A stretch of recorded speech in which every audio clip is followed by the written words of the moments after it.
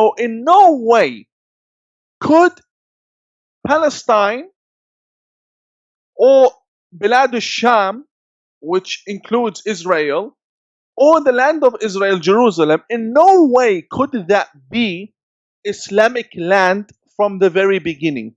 This is basic history, basic geography. I want to just very briefly touch on Israel since you mentioned it a few minutes ago. And then I want to take our conversation. Much of our conversation has been about the doctrines of Islam. I want to now talk about some of the current issues dealing with Islamic incursions into the West. But you, in one of your lectures, I think it's the same one where you were saying that you're seeing all sorts of Islamization in Australia. You said something which, of course, as I was watching it, I was like, wow, I can't believe that an imam is actually saying this. You said, of course, Israel is for the Jews. Where do you think they come from? And so on. I'm guessing that a large percentage of your death threats might be coming from that one statement alone, no? Yes, without a doubt. Without a doubt. Right. My emails have been hacked several times because they really want to know if I have some sort of connection with Israel or the Queen or something like that. You're a Jew, really. You're pretending to be an imam, but you work for the Mossad, correct? Zionist, yeah, MI6 and CIA, and exactly. Yes. Now, what is it that allows you? So now I'm asking as a psychologist, right? What is it in your personhood that allows you to say, look, I'm a committed Muslim. I mean, look, I'm an imam. My father was an imam. I come from a lineage of Islamic scholars. I believe in my faith. Yet I'm going to stand up and say, of course, Israel belongs to the Jews. What is it that allows you to sort of have that, I'm going to say honesty, because yes, there is a link between the Jews and the land of Israel, and that doesn't allow so many other people to have those two things within them. I could be a Muslim, but I could also be honest and give the dignity of the Jews to live in that land. What is it that allows you to make that link, but millions of others can't? Why is that? Brother God, I'm going to answer you in a way that might surprise you and might surprise your audience. Okay. And this is because I don't play taqiyya, and the same way I was honest in that lecture, I'm still the same person. Every Muslim, imam or no imam, knows for sure Moses came before Jesus, and Jesus came before Muhammad, and Muhammad came after them all. So in no way could Palestine or Bilad al-Sham, which includes Israel, or the land of Israel, Jerusalem, in no way could that be Islamic land from the very beginning. This is basic history, basic geography. Saudi Arabia or Arabia was there, and Palestine is somewhere else. And for that to spread, Islam to spread, that happened during the time of the caliphs. Yes, the Prophet Muhammad did pray in Al-Aqsa Mosque. But come on, how long did he spend there to spread? He's not going to change the whole country. Later on, Islam expanded. So the point is, when Prophet Muhammad was in that land, he knew very well this was Jewish land. He knew Moses and Jesus walked this land. And the very people who followed Jesus, they were originally Jewish people.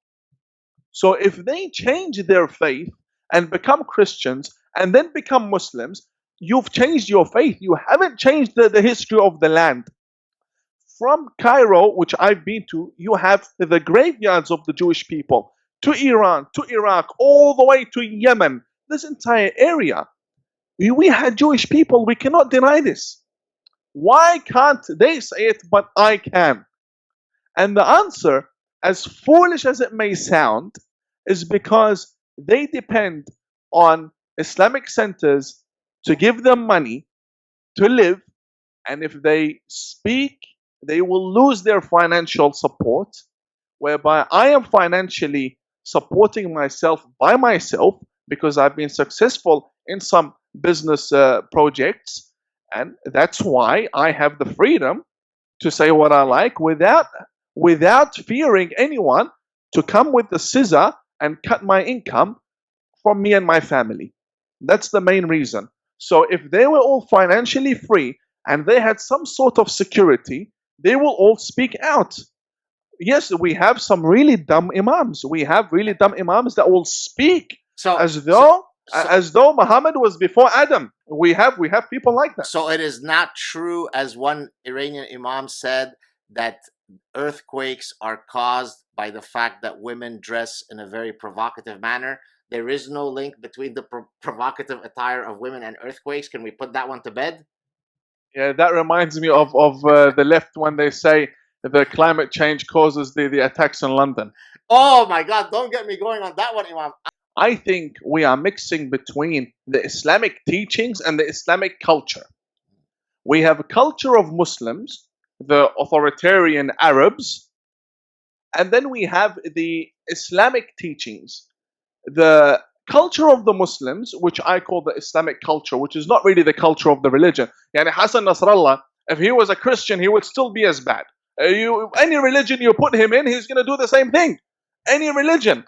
He's a terrorist. You just increased your number of death threats by about tenfold. So good luck with that one. God bless you. I have to say it. Okay. I have to say it. I'm glad you're laughing. I have to say it.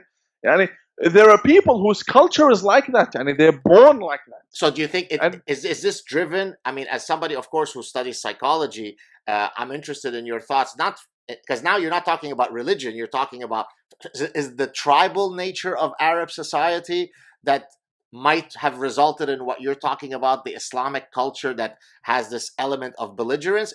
Is that your argument, that it's due to the tribal nature of these fractured, tribes? Is that what's causing this belligerence?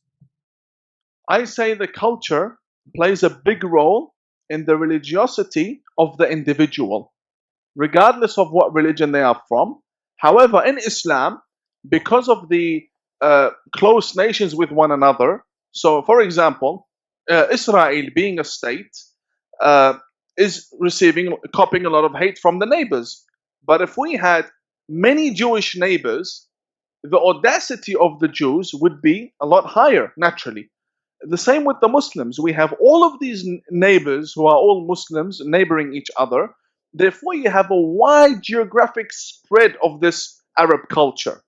And when religion comes and spreads on top of that, so you have layer over layer. Therefore, mix that with politics, mix that with poverty, mix that with the awaiting savior who they're all awaiting and their preparations for it. Mix that with rulers such as Saddam Hussein, everything. Put all that together. You can't really possibly expect any peace to come from that at all. So the Quran along the side, with its interpretations, doesn't really help amongst all of this. So I say, instead of going and trying to change the culture of a nation, I know that all of these nations agree on one book. Let's get rid of the violent interpretations of that very book so that we can move on as Arabs, but stay peaceful, stop beheading each other.